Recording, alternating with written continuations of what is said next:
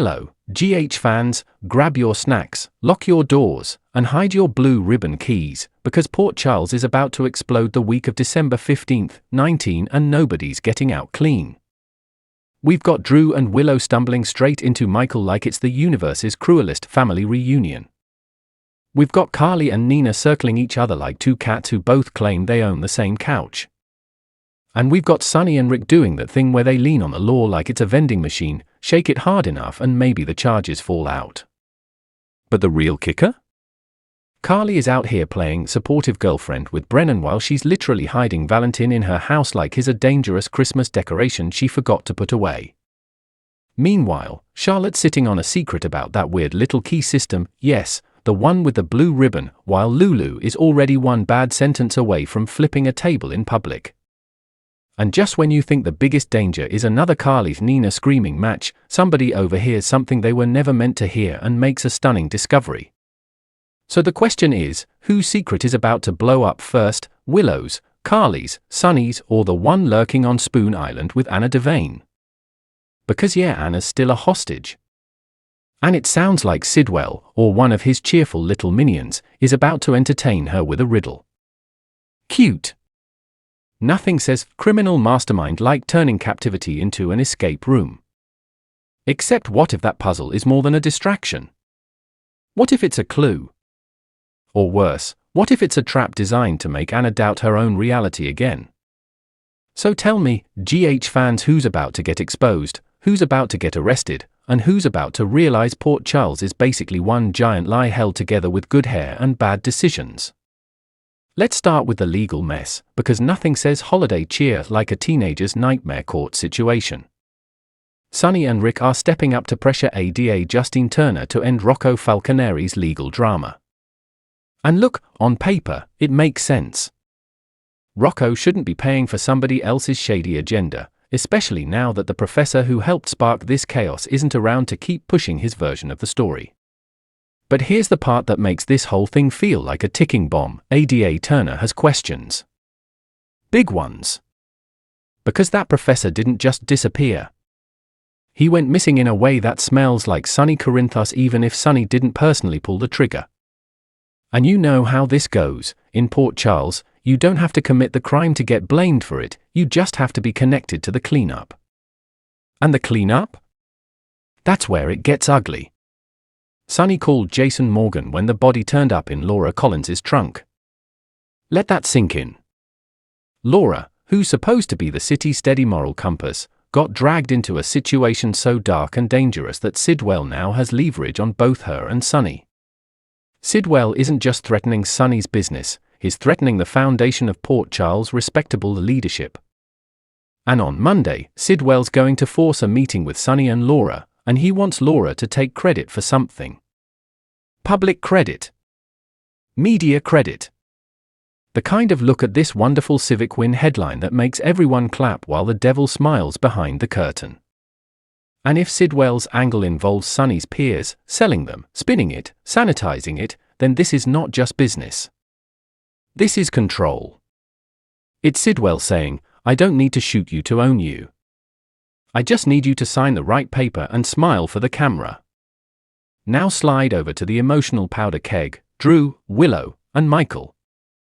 They're going to run into each other, and the tension is going to be thick enough to cut with a butter knife from Kelly's. Because Willow is already drowning in the fallout from that traffic cam footage, and Drew is standing near her like a human shield who keeps insisting he's helping while making everything messier. Then Michael shows up, hurt, furious, and probably trying to keep it together while every nerve in his body screams to go off.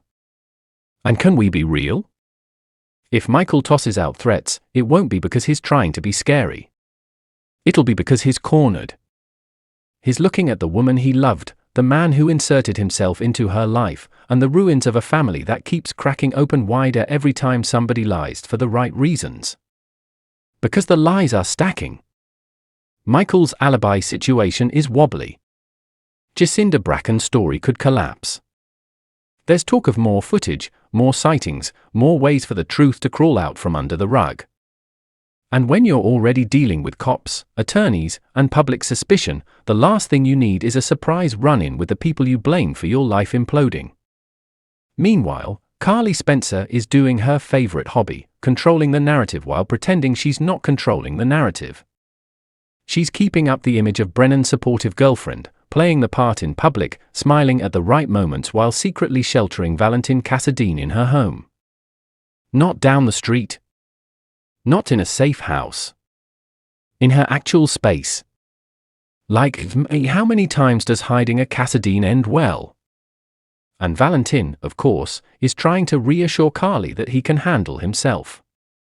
That he can stay out of trouble. That he won't blow her life up. Which is exactly what every charming, dangerous man says right before he blows someone's life up. Because it's not just about Carly getting caught. It's about who gets hurt if she does. Jason is already sniffing around the Valentin hunt, Jocelyn is in full I'm going to fix this myself mode, and Brennan is in that polished, calm WSB energy where he's friendly until he isn't. Speaking of Jocelyn, she has a strategy session with Brennan about tracking Valentin down. And later, Jason corners her. That's not going to be a gentle conversation, GH fans. That's going to be Jason Morgan doing what he does, direct, intense, and terrifyingly calm, trying to figure out what Joss knows about the Five Poppies resort situation. And if Britt won't spill? Jason will push Joss harder. And it sounds like things get heated. Heated enough that Jason reminds Joss what's really at stake. The WSB risks don't just disappear because you're angry, and Carly cannot survive burying another child. That line is brutal, but it's also Jason's truth. He doesn't do sugarcoating. He does reality.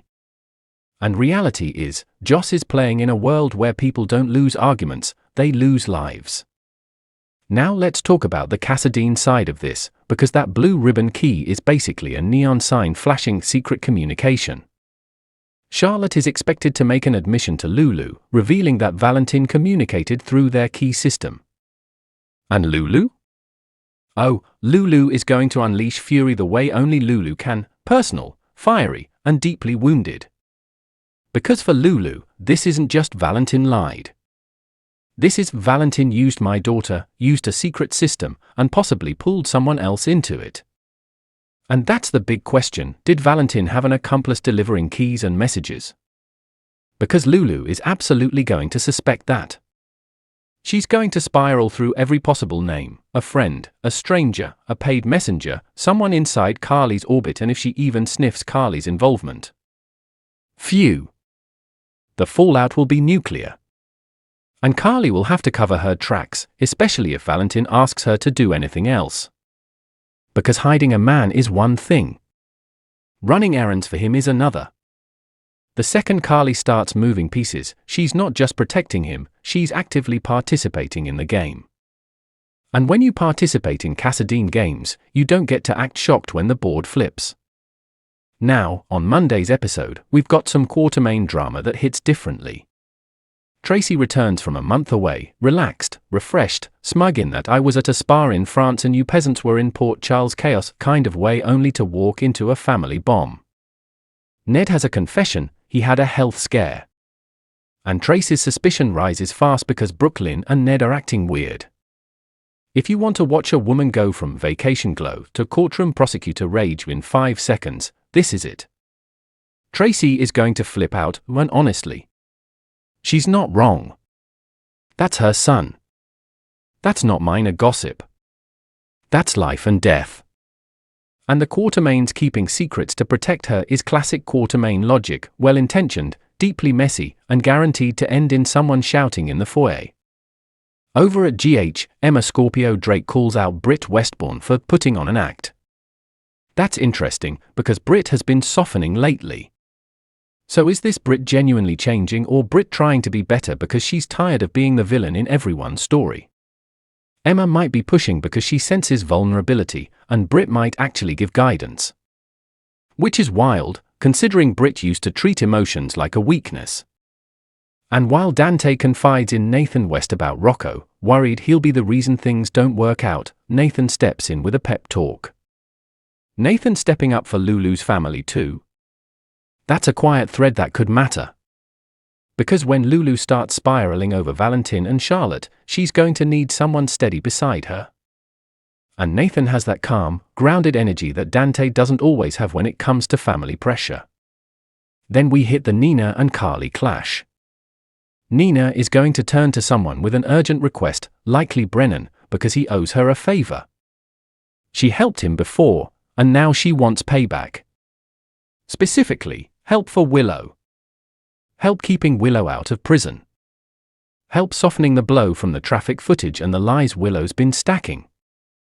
And of course, Nina and Carly cross paths and go at each other because those two can't be in the same room without the temperature rising 10 degrees. But this time, the fight might carry extra venom. Carly may suspect Nina is conspiring with Brennan. Nina may feel Carly is rooting for Willow to fall. And both women are going to act like they're protecting family while tearing the same family apart. And hovering over all of this? Someone eavesdrops. Someone hears something they shouldn't. Someone walks away with a secret that could detonate half the town. That's your mystery fuse, GH fans, and it's already burning. Add in Isaiah Gannon making Portia an enticing proposal while she's overwhelmed by pregnancy drama and Curtis fallout, meaning Portia might finally grab onto someone who feels safe. A port in the storm. Which sounds romantic until you remember Port Charles loves to turn comfort into catastrophe. And before the week ends, Harrison Chase arrests 2 people. 2. That's not a random number. That's the show telling you somebody's lies are collapsing and the handcuffs are ready. Let's dig into what people really want here, because GH is never just about what's happening, it's about why they're doing it and what they're hiding behind those dramatic stares. Start with Carly. Carly is motivated by loyalty, control, and fear, especially fear she doesn't admit out loud. Hiding Valentin isn't just about helping him. It's about Carly needing to be the one who manages the crisis. She doesn't trust the system. She doesn't trust Brennan. She doesn't trust anyone to handle danger without it splashing onto her family. So she takes the danger and locks it in her house, like that's safer. But Carly's real emotional problem? She's splitting her identity in 2. Public Carly, Brennan's supportive partner, calm and confident. Private Carly, Cassadine co-conspirator, lying to everyone, juggling secrets like flaming knives. And the longer she lives as 2 versions of herself, the more likely it is that one tiny slip, one overheard conversation, one unexpected visitor, one loud footstep upstairs, blows the whole thing open. Now Brennan. Brennan's motive is power, but the polished kind. He doesn't smash through doors like Sonny. He doesn't shout like Carly. He watches, gathers intel, and waits for the right leverage. And if Nina calls in that favor? Brennan will weigh it like a chess move. Helping Willow might be easy, but what does he get for it? Influence over Nina? Access to Carly's life? A chance to weaken Michael? Because here's the truth, Brennan is surrounded by secrets right now. Joss is chasing Valentin. Carly is hiding Valentin. Nina might be begging Brennan for help. And Jason is sniffing around the edges. If Brennan discovers Carly's hidden Cassadine situation, he won't just be mad, he'll feel played. And men like Brennan don't forgive being played. They repay it, with interest. Now Willow. Willow is in survival mode, but it's messy survival. She's lying, keeping secrets, and sabotaging herself, possibly even hiding information from Alexis. That tells you Willow isn't thinking clearly. She's reacting emotionally, trying to protect herself and Drew and whatever version of her future she still believes is possible. But Willow's biggest psychological trap is guilt. She's not just scared of prison. She's scared of being seen as the villain. She wants to believe she's still good, still the person who tried to do right. And every time new evidence appears, like that traffic footage, her fear intensifies, and she grabs for the nearest lifeline. Drew is that lifeline right now, even if he's also an anchor pulling her deeper. Drew, meanwhile, is operating with that savior complex energy. He wants to be the guy who stands by Willow, protects her, fixes things. And maybe part of him truly loves her. But another part of him? Loves being needed. Loves being the hero in a story where Michael becomes the angry ex and Drew becomes the steady protector. That dynamic fuels him. And it also makes him blind to how badly this could end. Michael is pure emotional pressure. He's hurt, furious, and trying not to unravel in public. His motive is justice, but also control. He wants the truth, he wants accountability, and he wants to stop feeling like people are rewriting his life behind his back. And if he sees Willow and Drew together, it's not just jealousy, it's betrayal. It's the sense that he's been replaced in the story of his own family. Now Nina. Nina's motive is desperation wrapped in motherhood. She wants to save Willow, not because Willow is innocent, but because Willow is her child, and Nina cannot tolerate another loss. She already carries the scars of years stolen from her. She's not letting the system steal Willow too. That's why she'd crawl to Brennan for help, even if it makes her look shady. She doesn't care how it looks. She cares what happens to Willow. And Nina's emotional conflict with Carly is basically a war over who gets to be the protector. Carly thinks Nina is poison. Nina thinks Carly is controlling. Both of them are right. And both of them are dangerous when they feel threatened. Now Lulu and Charlotte. Lulu's motive is protection and truth. She's trying to rebuild her life, reconnect with her child, and stabilize something that's been unstable for too long. Charlotte's admission about Valentin's secret message system hits Lulu like an emotional ambush. Because it confirms her fear, Valentin is still weaving webs around her family. Charlotte's motive is complicated. She's a kid caught between loyalty and honesty. If she's admitting it now, it means the pressure got too heavy. Or she feels guilty. Or she's scared. And if she's scared, the bigger question is, scared of what Valentin might do or scared of who else is involved? Now Sonny. Sonny's motive is always family and survival, but this time it's tangled in something uglier, exposure. Sidwell has leverage. The professor's situation is radioactive. Laura's trunk is a scandal waiting to happen. Sonny can pressure ADA Turner all he wants, but if Turner starts connecting dots, Sonny could find himself in the crosshairs in a way he can't charm or threaten away. Ric Lansing? His motive is winning. Always. He'll pressure Turner because he wants the result. But Ric also likes being indispensable. He likes being the guy Sonny has to call when things get ugly. And that's not altruism, that's strategy. Dante is stuck in the middle because his son Rocco is about to force his hand. Rocco's ultimatum about Gio? That's a teenager demanding agency. Stop blocking this relationship, or you lose me. Dante's motive is protection, but Rocco's motive is identity. He wants Gio in his life, and he's willing to fight for it. That's not just teen drama, that's emotional blackmail with real stakes. Portia? She's overwhelmed, drowning in pregnancy drama and Curtis issues, and Isaiah offers relief. Her motive might simply be peace. And that's the most dangerous motive of all in Port Charles, because when you're desperate for peace, you'll ignore red flags the size of the haunted star. And then there's Anna Devane. Anna's motive is survival, but also clarity. If Sidwell is gaslighting her with puzzles tied to FanZone, Anna will fight back with her mind. Because that's Anna's superpower, she can be trapped, but she refuses to be controlled. Her psychology is built on resilience, and if the riddle gives her a clue, any clue, she will use it. Now let's talk about what could happen next, because GH isn't setting all these pieces on the board just to play a quiet round of checkers. This is chess. And someone's about to get checkmated. First, the eavesdropping.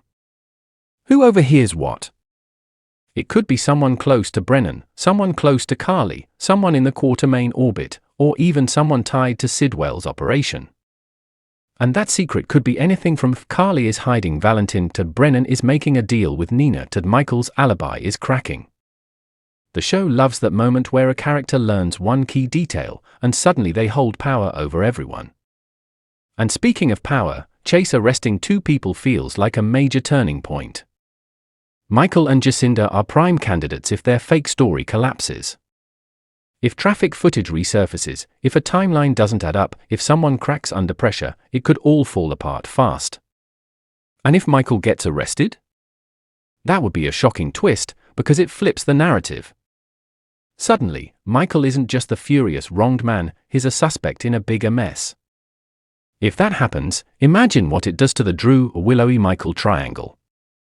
Drew might double down on protecting Willow. Willow might spiral and make even worse choices. Nina might go full scorched earth and demand Brennan fix it at any cost. And Carly? Carly might find herself choosing between protecting Michael and protecting her own secrets with Valentin. Because Carly and Valentin playing with fire isn't just romantic danger, it's operational danger. The closer Christmas gets, the more people come in and out of houses, the more surprise visits happen, the more emotional moments distract everyone. All it takes is one person getting suspicious. One person hearing a floorboard creak upstairs. One person noticing Carly's behavior doesn't match her words.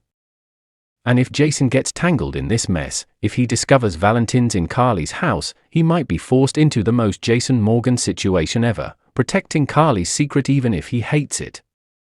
He could end up being the silent wall between Carly and disaster while warning her she's playing a game she can't win. Now let's talk about Rocco and Dante. Rocco forcing Dante's choice could reshape their relationship. If Dante caves, he risks feeling like he's surrendering control. If he doesn't, he risks losing his son emotionally.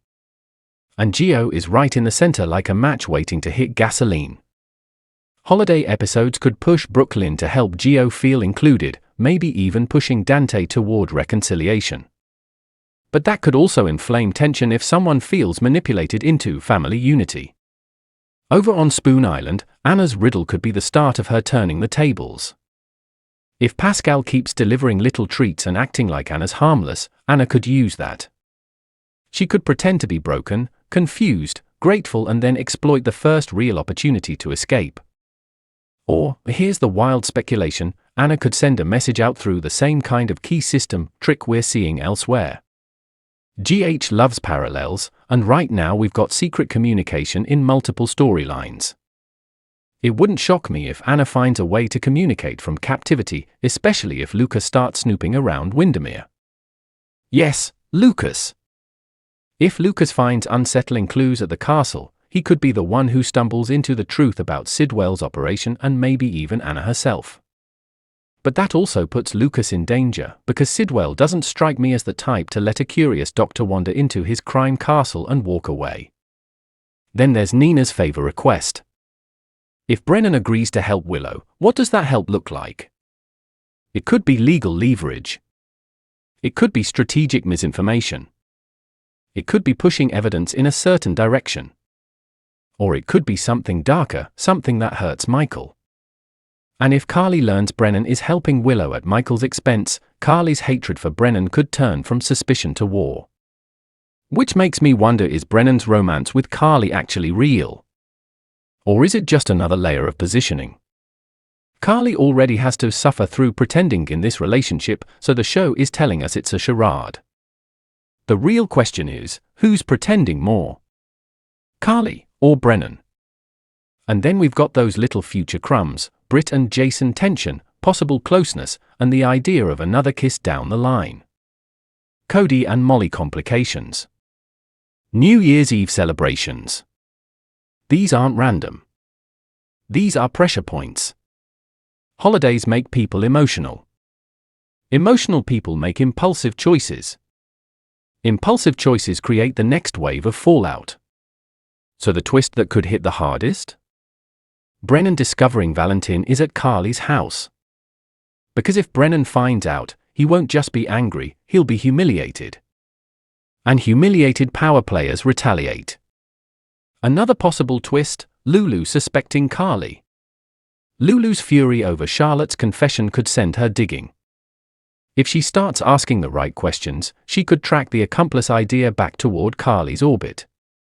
And if Lulu comes for Carly while Carly is already fighting Nina and juggling Brennan and hiding Valentin? Carly might finally crack. And if Carly cracks, Valentin's cover is blown. And if Valentin's cover is blown, everyone is in danger. So here we are, GH fans, a week where the truth is creeping out through every crack, and every character is one wrong move away from catastrophe. Drew and Willow are about to face Michael in a moment that could turn into threats, tears, or total war. Nina is about to call in a WSB favor that could change Willow's fate, and possibly destroy someone else's. Carly is hiding Valentin in her home while pretending she's living a normal life with Brennan, and you know that kind of double life never stays hidden for long. Meanwhile, Sonny and Laura are trapped under Sidwell's thumb. Ada Turner is sniffing around a disappearance that reeks of Corinthos cleanup, and Chase is about to slap cuffs on two people, meaning someone's lies are finally about to collapse. And don't forget, Anna's still on Spoon Island, staring down a riddle that could either break her spirit or hand her the first real clue toward escape. So let me ask you, GH fans, who do you think gets exposed first? Does the eavesdropper discover Carly's biggest secret? Does Chase arrest Michael and Jacinda and blow up the entire alibi mess? Does Lulu connect the dots and realize someone close to her has been helping Valentin?